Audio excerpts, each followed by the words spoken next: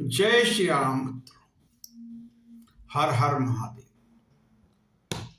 पिछले भाग में राम कथा के आपने देखा कि जनक जी के राज्य में मिथिला प्रभु श्री राम और भगवान लक्ष्मण जी भ्रमण कर रहे हैं और नर नारी उन्हें देखकर आनंदित हो रहे हैं।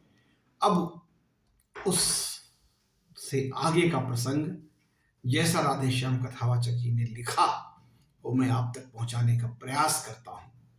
आशा है कि आपको आनंद आएगा। चलिए प्रारंभ करते हैं। जय श्री राम। कि तभी दूसरी ओर की नारी उठी पुकार, है सीता के योग्य वर श्यामल राजकुमार।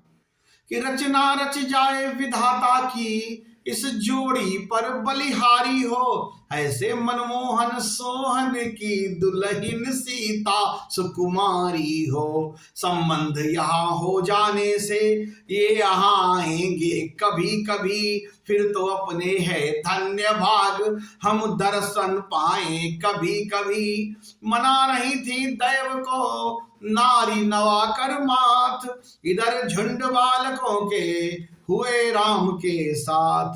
कि कोमल किशोर सुकुमारों ने संपूर्ण नगर फिर देखा, बाजार रास्ता चौराहा प्रत्येक देव मंदिर देखा। शिक्षा विद्यालय शिल्पालय शस्त्रालय राजभवन देखा, प्रत्येक भाग में अनुशासन संगठन और जीवन देखा।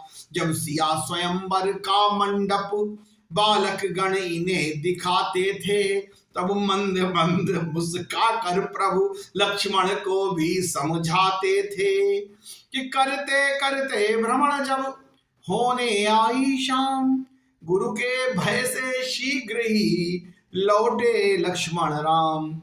कि लो साथ छोड़ते नहीं प्रेमी बालक वृंद, लौटाए रघुनाथ ने दे कर सौगंध।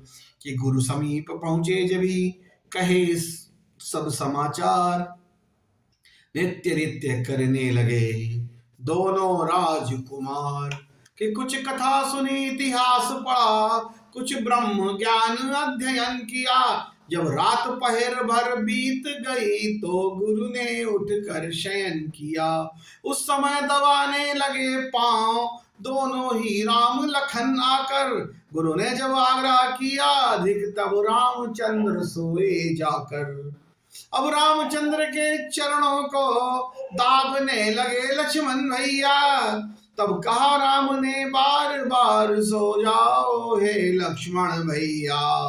प्रभु चरण हृदय में धार कर पौड़े सबसे ही पीछे ये, सुनते ही अरुण शिखा की ध्वनि उठे सबसे ही पहले ये। श्री गुरु के जगने से पहले श्री कौशल्यानंदन जागे, कर चुके नित्य के कार्य शिष्य तब गुरु अर्घादि सुवन जागे। दुनिया के शिष्य गणों देखो यह ऊंचा तपश्चरण है ये, गुरु आश्रम के सेवाव्रत का कैसा प्रिय उदाहरण है ये। कि प्रातः काल मंगल समय गुरु आज्ञानुसार पुष्पों को लेने चले दोनों राजकुमार। कि श्री गुरु पूजा में पुष्पों की रहती नित आवश्यकता थी, हो प्रात भ्रमण भी इस निमित्त मुनिवर की ही यह आज्ञा थी। वो खास बाग मिथिलेश्वर का था लाजवाब फल फूलों से, माली से पूछ लगे चुनने फूलों को दोनों में। चलता था शीतल मंद पवन फूली हर डाली डाली थी, मुनियों के मन भी मोहित हो वैसी सुगंध मतवाली थी। कि रवि से फव्वारे चिड़िया घर मछली घर हृदय लुभाते थे, सावन भादों भी एक और मन को उन्मत्त बनाते थे। मध्यस्थल में तालाब एक वृक्षावली से था घिरा हुआ, उसके समीप ही ऊंचे पर गिरिजा मंदिर था बना हुआ। बाग बाग थी बाग में फैली हुई बहार, फूल फूल पर फूल भी लुटा रहे थे प्यार। कि गेंदा गुलाब मोतिया जूही गुल मेहंदी गुलाबास गुलनार, दाऊदी दुभरिया मरवा के तकी हजारा हर सिंगार, कलगा पंसुतिया मौल श्री करनैल कामिनी सदबहार, मालती माधवी जवाझिली केवड़ा मोगड़ा पपियनार। कि बजरंगा चंपा सूर्यमुखी झिलमिली मारुति नौरंगा, चांदनी कुमुद दौना लाला जल तरंग चमेली चौरंगा, गुल प्यारी गुल शब्बो गुलहड़ गुल चीनी गुल फनूस केला, उसके बड़ा निवाड़ी मदन माल गुल बेली कुंद कमल बेला। कि नीले पीले सांवरे गोरे चित कबरे रंग बिरंगों के, हम नाम गिनाएंगे क्या क्या थे फूल हजारों किस्मों के, पौधे थे अजब क्यारियों में सब उठे हुए सब खिले हुए, गुच्छे थे गजब डालियों में सब उठे हुए सब खिले हुए। इधर फूल चुनने लगे मिथिला के मेहमान, उधर बात जो रह गई सुनिए धर कर ध्यान। कि दारुण अकाल से एक समय जब देश प्रताड़ित होता था, तब मिथिलापति ने निज हाथों हल से धरती को जोता था। उस समय घड़े के भीतर से हल के नीचे कन्या निकली, आनंद विश्व में भरने को पृथ्वी में से कमला निकली। चार ऋषियों के रुधिरों से बन खल संहारिणी दुर्गा निकली, या भक्तों के आराधन को जगदम्बा जगवंद्या निकली। उस समय जानकी नाम उनका श्री जनक राज ने उच्चारा, सीता इस कारण कहलाई प्रकटी थी हलफारे द्वारा।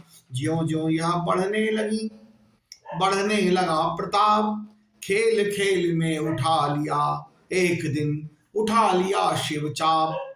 मिथिलेश्वर विस्मित हुए देखा ये चमत्कार, उसी समय यह प्रण किया करके खूब विचार। इसने तो धनुष उठाया है, अब धनुष उठा जो तोड़ेगा, वो ही मेरा जामाता बन सीता से नाता जोड़ेगा। उस दिन से नाना देशों के योद्धा राजागण आते थे, शंकर का चाप उठाने में बलशाली बल दिखलाते थे। इन दिनों महोत्सव जैसा था, नृप दूर दूर से आए थे, इस अवसर ही को गादिस्वन मिथिलेश्वर ने बुलवाए थे। जिस समय बाग में राम लखन फूलों को चुनने जाते थे, उस समय सीता के प्रणय जनक प्रण की चर्चा भी करते जाते थे। अब सुनिए उस बाग में हुआ ये अकस्मात, सीता भी आई तभी जब थे दोनों भ्रात। कि जिस तरह चंद्रमा होता है शोभायमान नक्षत्रों में, जगमगा रही थी उसी भक्ति वे जनक नंदिनी सखियों में। नवला चबला सुमुखी सुखदा विदित विमला कमला थी वे, निर्मला कोमला जगत जया रवियावा चंद्र जटाती वे। नव शक्ति बाग में सरसाई जब सिया सुहाई कुंजों में, मानो बसंत ऋतु आई हो बागों की कोमल कलियों में। सखियों का दल था लिया हुआ पूजा सामग्री थलियों में, मेवा मिश्री नैवेद्य पान नारियल फूल फल डलियों में। ये झुंड बाग में जब आया आई मादकता पुष्पों में, गायन था पक्षी मंडल में नर्तन वृक्षों के पत्तों में। कि फिर सब सखियां बाग में हो कर बलिहार, सीता का करने लगी फूलों से श्रृंगार। कि थी एक सखी चंचला बहुत सैलानी और मंचली सी, उसके जिम्मे कुछ काम न था फिरती थी वहां बावली सी। जिस ओर खड़े थे राम लखन निगाह उधर वो लपक गई, जब देखा आंखों से उनको बिजली सी दिल पर चमक गई। बेचैन बिकल व्याहल व्याकुल अपनी सब गतिमति खोकर वो पास आई राजकुमारी के बावली बावली होकर वो। राजकुमारी ने कहा, क्या है तेरा हाल, बेसुध सी क्यों है खड़ी, क्या है तुझे ख्याल, कुछ बाधा है या पीड़ा है, सदमा है या बीमारी है, लड़कर आई है किसी जगह या किसी बात की मारी है, हो रही बाग में बाग बाग, फूलों में फूल रही है तू, ऐसी क्या दौलत मिली तुझे जो आपा भूल रही है तू। जिसने तेरी मति मारी है, मति वाली क्यों मत वाली है, जिसने ये रंग चढ़ाया है वह कौन बाग का माली है। वो बोली, मैं क्या कहूँ अपने जी का हाल, शायद सच हो जाएगा मेरा ख्वाब ख्याल, कि मुझको न दर्द है सदमा है, कुछ रोग न कुछ बीमारी है, इन दिनों खोजती थी जिसको उनको मिलने की बारी है।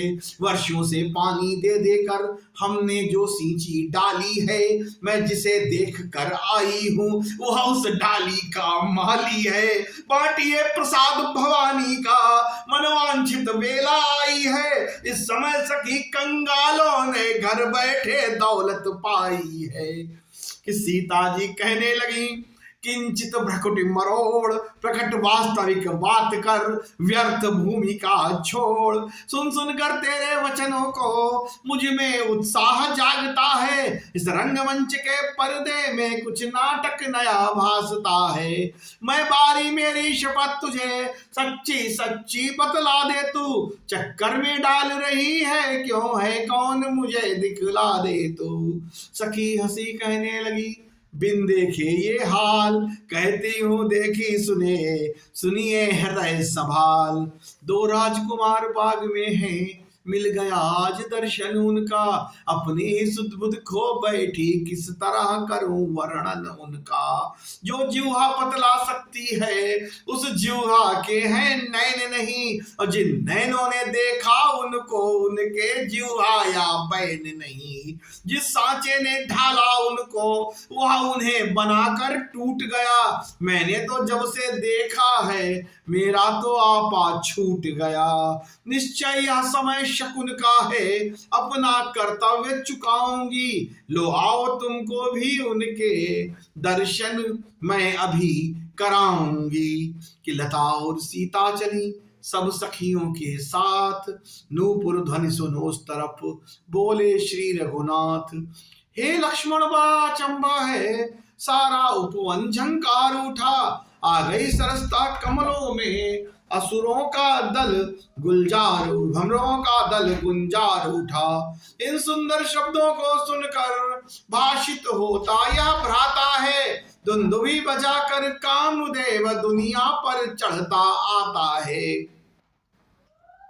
क्यों प्रकृति सुंदरी ने मन में भर दी इतनी चंचलता है, संयमी शांत मेरा स्वभाव रह रह कर आज मचलता है। जिस मन ने सदा नारियों को माँ बहन बराबर समझा है, उस मन की आज दशा यह क्यों होता यह मुझे अचंभा है। जिन कानों ने उपदेश सुने उनके अब रंग निराले हैं, जो नयन लजीले रहे सदा वे किसे देखने वाले हैं। लक्ष्मण से कह रहे थे जब प्रभु मन की बात, तभी जानकी से हुआ लता ओठ साक्षात। कि रघुनंदन के गंभीर नयन जिस समय सिया की ओर हुए, वो चंद्र लजावन मुख लख कर एकटक रह गए चकोर हुए। मानो कर लिया निवास यही त्रिभुवन ने खिंच कर रचना ने, अथवा सीता ही को दे दी सारी सुंदरता विधना ने। सौंदर्य निरख वैदेही का अवलोक अवस्था भी अपनी, लक्ष्मण से बोले राघवेंद्र दृढ़ रख मानवता भी अपनी। लखन का जातित है यही वैदेही अभिधाम, हेतु स्वयंवर का यही सिया इसी का नाम। मिथिला नगरी का धनुष यज्ञ इसका ही महा महोत्सव है चमत्कार जो विविध यहाँ, वो सब इसका ही वैभव है। क्यों दायांग फड़कता है, कुछ नहीं समझ में आता है छुपा हुआ जो भी रहस्य उसका विधना ही ज्ञाता है। लेकिन अपना यह धर्म नहीं जो देखे सुंदर कन्या को, हे भ्रात यहाँ से शीघ्र चलो हो रही देर गुरु पूजा को। मन की उलझन में इधर थे जब अवध किशोर, दृष्टि सिया जी की उधर उठी राम की ओर। जय सिया राम।